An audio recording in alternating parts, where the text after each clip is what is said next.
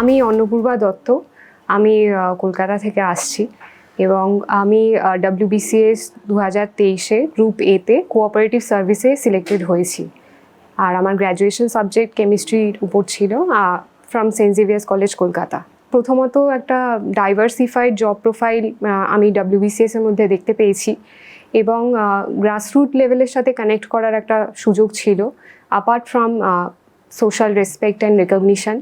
তো সেই অর্থে একটা খুব কম্প্রিহেন্সিভ অ্যান্ড ডাইভার্সিফাইড জব প্রোফাইলের জন্যই আমি মূলত এই সার্ভিসটাকে চুজ করেছিলাম। আমি গ্র্যাজুয়েশনের পর থেকেই প্রিপারেশন স্টার্ট করি আর আমি 2019-এ রাইস শিয়ালদাতে অ্যাডমিশন নিয়েছিলাম। তো ফ্যাকাল্টির কাছ থেকে প্রচুর গাইডেন্স পেয়েছি আর তারপর জার্নিটা একটু লম্বা ছিল বাট ইভেনচুয়ালি আমি সাস্টেন করতে পেরেছি due to the support of teachers, family and all the well wishers. আমার যেহেতু সায়েন্স ব্যাকগ্রাউন্ড ছিল তো মূলত প্রথমত WBCS-এর ব্যাপারে সেইভাবে আইডিয়া একটু কম ছিল, তো ইনিশিয়াল গাইডেন্সে টিচার্সরা প্রচুর হেল্প করেছে।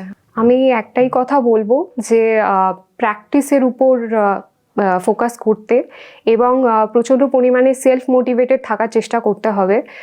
অনেক ক্ষেত্রে ব্যর্থতা আসতে পারে বাট সেটাতে ভেঙে পড়লে চলবে না, আবার ঘুরে দাঁড়িয়ে চেষ্টা করতে হবে।